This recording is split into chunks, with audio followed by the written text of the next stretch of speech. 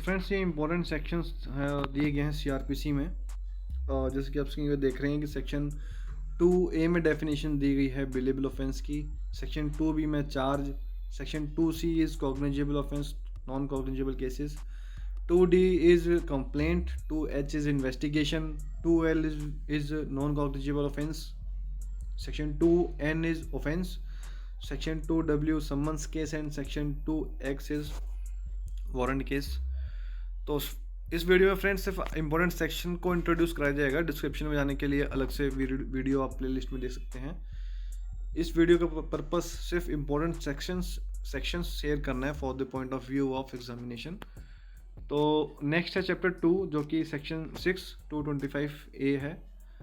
तो जैसे section 6 is classes of criminal codes. Section 9 court of session.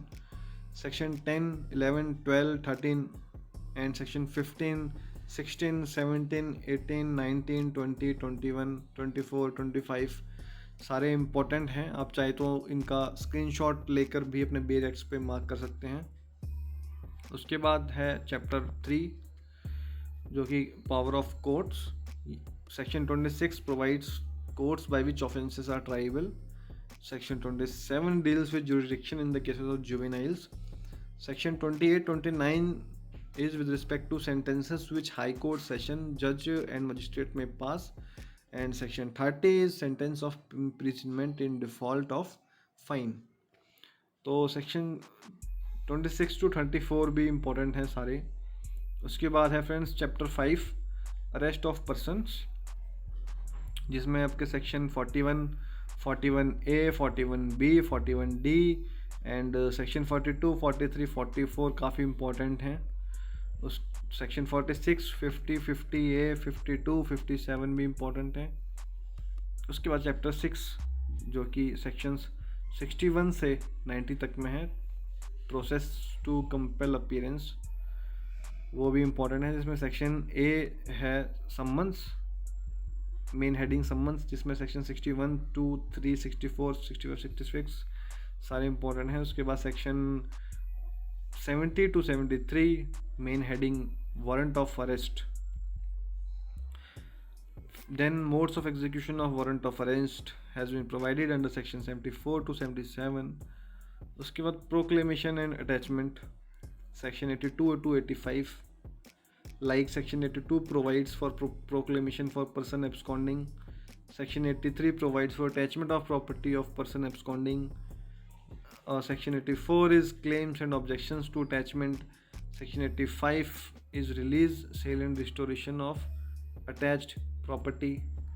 Now chapter 9 and section 125 is one of the main important sections, that is order for maintenance of wives, children and parents, and these are provided in section 125 to 128.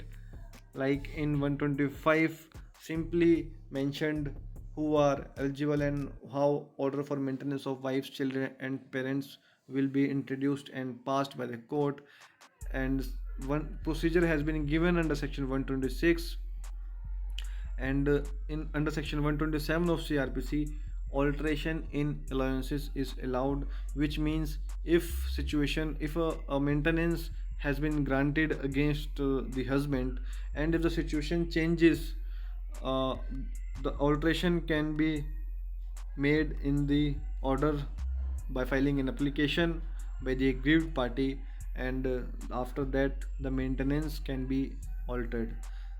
In section 128 enforcement of order of maintenance, it means if anyone fails to follow the order of maintenance, then under section 128 an application can be filed by the aggrieved party against the said particular order. After that we come to chapter 10 जो कि बात करता है maintenance of public order and tranquillity, जिसमें section 129 to 132 में कहा गया है dispersal of assembly. Section 133 to section 143 is with respect to removal of public nuisance, and section 144 कहता है कि urgent cases of nuisance और apprehended danger। यानी कि बेसिकली फ्रेंड्स हमने देखा था, जैसे हमारे अपने लॉ ऑफ टॉट की वीडियो में देखा होगा कि हमने उसमें भी न्यूसेंस की बात की गई थी कि it is a part of taught, तो उसी तरह वो टॉट का भी पार्ट है और उसका प्रोविज़न आईपीसी में भी दिया गया है as a punishment. Next is disputes as to immovable property. Section 145 says procedure where dispute concerning land or water is likely to cause breach peace. Section 146 कहता है कि power to attach subject of dispute and to appoint receiver. Section 147 says dispute concerning right of use of land or water. Next, chapter 12, information to the police and their powers to investigate. Section 154 is very important as to they provide information in cognizable cases. Section 155 कहता है कि information as to non cognizable cases and investigation of such cases. Section 156 provides police officers power to investigate cognizable case and section 149 provides power to hold investigation और preliminary inquiry. Section 160 is also important. And next is cognizance of offences by magistrates and court of sessions. ये काफ़ी important procedure है क्योंकि basically इसके through ही court में trial चलता है, चाहे वो बिफोर द मजिस्ट्रेट हैं चाहे बिफोर द सेशंस हैं। तो उसके इंपॉर्टेंट सेक्शन है अंडर सेक्शन 180 जिसमें बताया कि cognizance of offences by magistrate when a cognizance of offence be taken by the magistrate and section 183 says cognizance of offences by the court of session. Next is chapter 15 complaints to magistrate. Section 200 that is examination of complaint.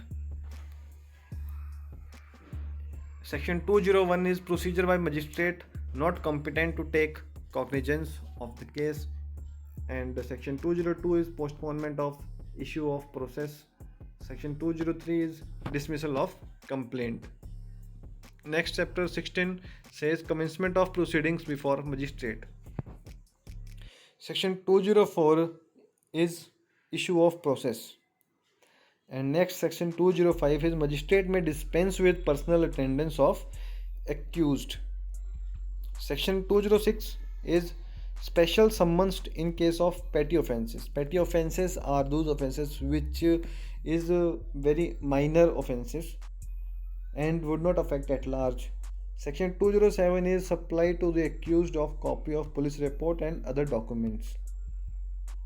When an accused or any person wants to supply some documents, such police report and other documents from the police authority, then he may file an application to the court asking for those documents or police report as they require to pursue his case. Next, section 209 is commitment of case to court of session when offense is triably exclusively by it. Next, chapter 17, the charge. Section 211 provides for contents of charge as to what are the contents to be incorporated or written in charge, and section 212 is particulars as to time, place and person. Section 213 is when manner of committing offence must be stated. Section 215 is effect of errors. Section 216 court may alter charge, and section 217 recall of witness when charge altered. Charge क्या है basically, तो उसके लिए आपको एक अलग से video देख सकते हैं प्लेलिस्ट में जाके CRPC में। Next is joinder of charges जो कि सेक्शन 218 टू 224 डील करता है। उसके बाद चैप्टर हम बात करते हैं चैप्टर 18 की, trial before a court of session, जो कि ये स्टार्ट होता है बिफोर फ्रॉम सेक्शन 225 टू 232 में जो भी प्रोसेस किए जाते हैं उस section before the court of session. Section 225 to section 232 में प्रोसीजर चलता है, जैसे कि 225 में कहा गया है कि trial to be conducted by public prosecutor, जो पब्लिक प्रोसिक्यूटर होंगे वो उसको ट्रायल करेंगे before the court of session. फिर अंडर सेक्शन 226 में ओपनिंग केस होगा प्रोसिक्यूशन का, उसके बाद सेक्शन 227 में डिस्चार्ज किया जाएगा, और सेक्शन 228 में फ्रेमिंग ऑफ चार्ज, 229 में conviction on plea of guilty, section 230 में डेट ऑफ PE यानी कि prosecution evidence, and section 232 provides for acquittal. उसी तरह चैप्टर 19 में बात की है कि trial of warrant cases by magistrate, उसमें भी अलग अलग केसेस हैं, जैसे कि cases instituted on the police report and cases instituted otherwise than on police report. तो सेक्शन 238 बात करता है कंप्लायंस विद सेक्शंस, यानी कि section 238 to section 243 deals with cases instituted on a police report. उसके बाद मेन हेडिंग है section B, cases instituted otherwise than on a police report, जो कि सेक्शन 244 से 247 में दिया गया है। उसके बाद हम बात करते हैं कंक्लूजन ऑफ ट्रायल की, मींस कि आफ्टर जो भी प्रोसेस कंप्लीट होने के बाद सेक्शन 248 में एक्विटल और कन्विक्शन है, सेक्शन 249 में एब्सेंस ऑफ कंप्लेनेंट, 250 में compensation for accusation without reasonable cause. तो फ्रेंड्स, ऊपर हमने देखा ट्रायल ऑफ वारंट केस में मजिस्ट्रेट, उसी तरह सेक्शन 251 से सेक्शन 259 कहता है कि trial of summons cases by magistrate. उसके बाद चैप्टर 21 की बात करते हैं, समरी ट्रायल्स। समरी ट्रायल्स में सेक्शन 261 62 टू 65 में पूरा प्रोसीजर बताया गया है कि समरी ट्रायल कैसे किया जाता है and before the magistrate of second class वो होता है और क्या क्या उसका प्रोसीजर होना चाहिए। और फिर बात अपील्स, सेक्शन 372 टू 384 में वेरियस प्रोविजंस दिए गए हैं अपील के, कि व्हेन अपील में filed against the order of magistrate and order of sessions. फिर सेक्शन 436 ए में बात की गई है कि in what cases bail to be taken and maximum period for which an under trial prison can be detained. उसके सारे miscellaneous provisions हैं फ्रेंड्स, जो कि reference and revision section 385 to 405 डील करता है। फिर सेक्शन 437 में है व्हेन बेल में be taken in case of non bailable offences. Section 439 is with regard to direction for grant of bail to person apprehending arrest। उसके बाद section 439 is a special powers of a high court or court of session regarding bail।